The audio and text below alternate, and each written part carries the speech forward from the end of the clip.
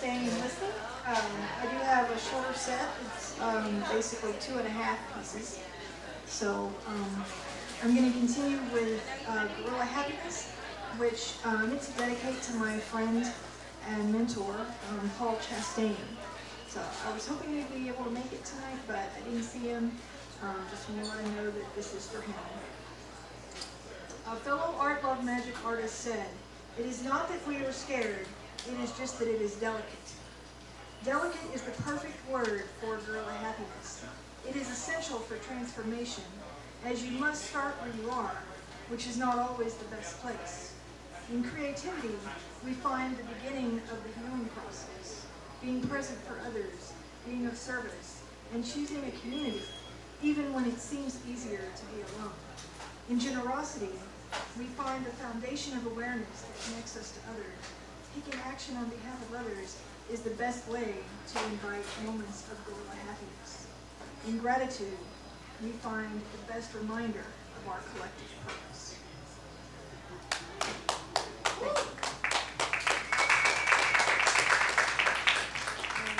I wrote that deliberately shorter because I wanted to have some time to talk about Mystical Misfits, which is basically my version of the community of poets and artists and other creative folks, musicians too. And we're basically reclaiming the word mystic and making it a positive thing, whatever that means to you. And so this is dedicated to Carl, Nathan, Christopher, Luke, and Joe, who I consider to be my brothers. And special thanks to my fellow performers, Crazy Charlie and Sugar Fiddle, who could not be here with me tonight, but they have performed with Mystical Misfits at our 2 major events so far. I also want to thank, special thanks to my fellow poets and servant leaders, Paul Isdale, Paul Chastain, and Morgan Dong, and my fellow Art Love Magic family. So thank you very much. So this part is going to be a challenge for me emotionally, because this is a really new piece that's still rather raw, but I'm going to do my best with it. This piece is part of a lost dialogue with somebody special, and her spirit shines in my heart because I love her, even though I only knew her for a short time. And so this is for her. And it's tentatively titled Mystic Misfit Rainbow River. You like fun and excitement, being on the skinny branches. I said I would climb high and far to be in good company such as yours. You said I was sweet and thanked me. I am floating on the clouds next to your rainbow. You sparkle like a rebellious fairy, a freshwater mermaid swimming in your namesake river. You are my lucky charm, rescuing me from the deathly grip of apathy and hopelessness. You literally put food in my mouth, livability in my home, and my kitties in my lap again. But why did you save me, only to abandon me? Did you not see me truly? But I know you did. You are a misfit as much as me, but you disguise your vulnerability more easily, adopting words that are not your own about being different and thinking different and being the crazy one. I thought you were a poet, but at least you feel part of me. Were you a mirage in the desert of my mind? No.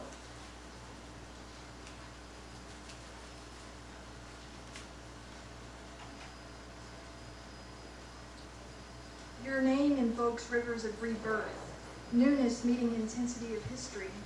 You are complex, as am I. We both speak of service and survival in spite of circumstances.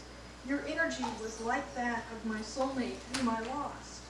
And when I met you, I thought I had found part of him again. Your love of music, dancing, your humor, your gentle toughness. We love the same communities beyond labels.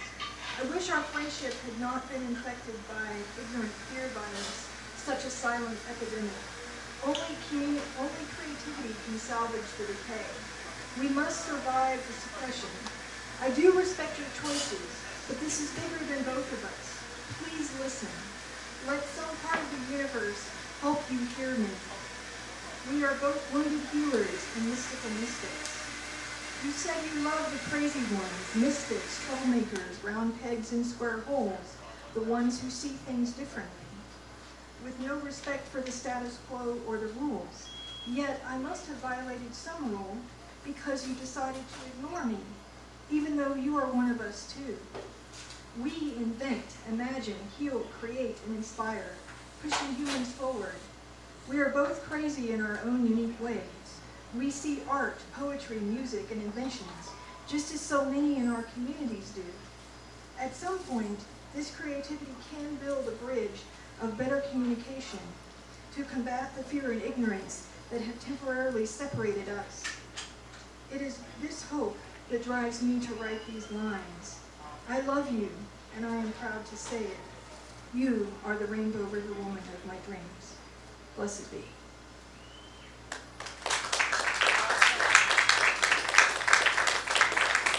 I also need to say real quick that this was originally intended to be a duet because I thought that the piece that was written was original, and I found out it wasn't. So I'm really grateful for my friend that pointed that out to me, and that's part of the reason why it's a little rough, because I actually had to rework it at the last minute. So thank you for your patience with that.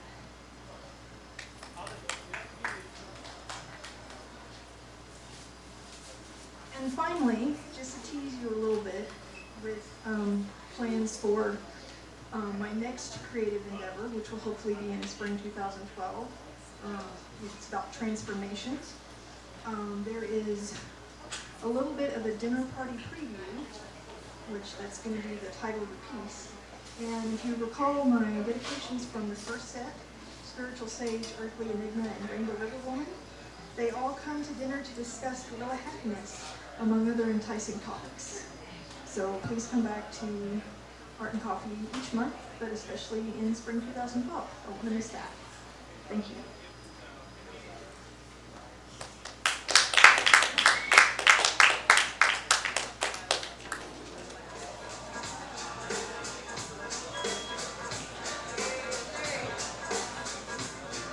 Can we please get a round of applause for Jay Bookworm, your featured poet for the evening. Clap!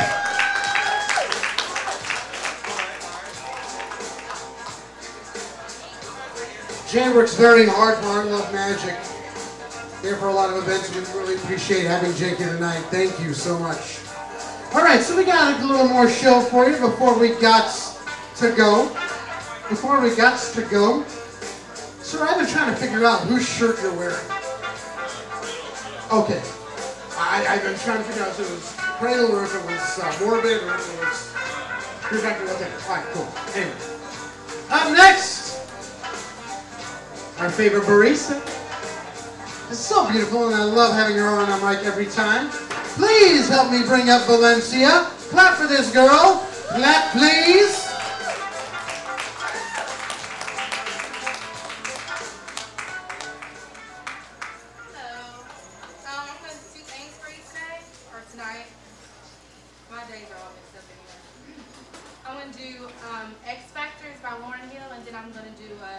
Piece of my own. Thank you.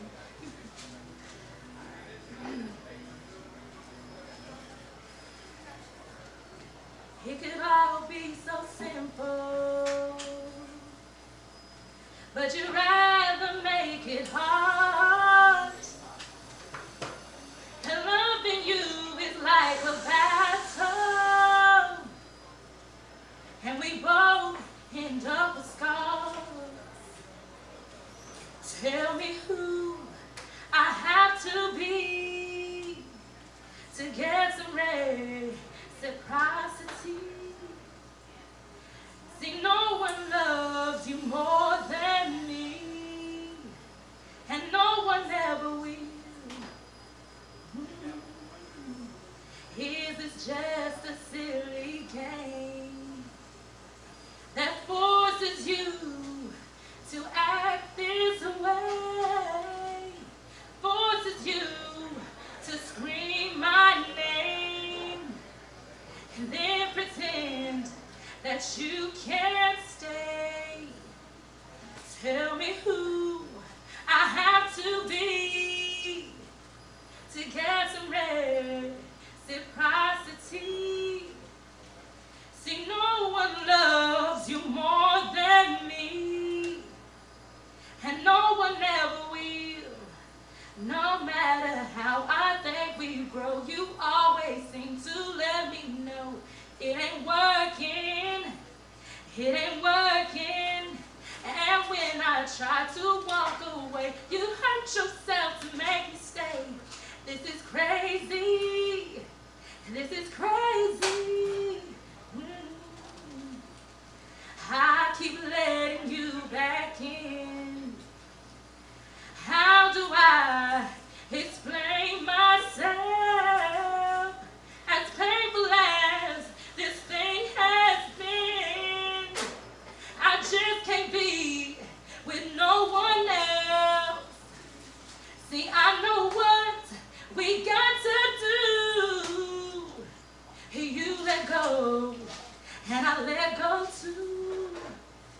See, no one's hurt me more than you, and no one ever will. No matter how I think we grow, you always seem to let me know it ain't working, it ain't working. And when I try to walk away, you hurt yourself to make me stay. This is crazy, this is crazy. Care for me, care for me. I know you care for me, there for me, there for me. Said you'd be there for me, cry for me, cry for me. You said you'd die for me, give to me, give to me. But won't you live for me, baby? Oh, baby, oh, where were you when I needed you?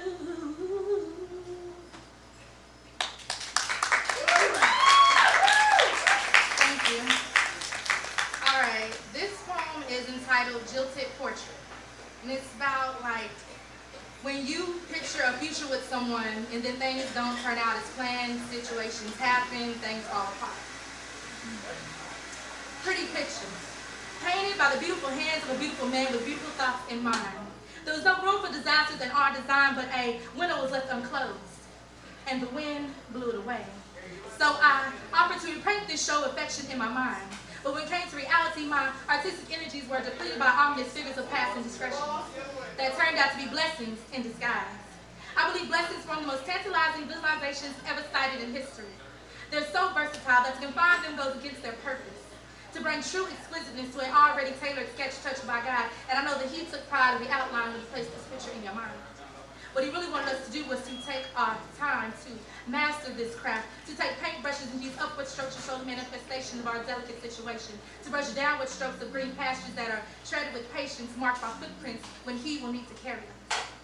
Vicariously, these paintbrushes move side to side with no logical blueprint in mind, a spur-of-the-moment inclination of obligation to change the course of this picture, take out the inspiration for this portrait and replace it for partial contentment. Many times people have painted beautiful pictures that in turn multiplied into many portraits passed down by the generations of these pretty pictures. This pretty picture you painted for me. Forever pure, forever in love, forever paired, forever loved, forever with you. As the wind blew this epitome suited for adoration off its easel, I saw a reluctant portraitist decide to deface his potential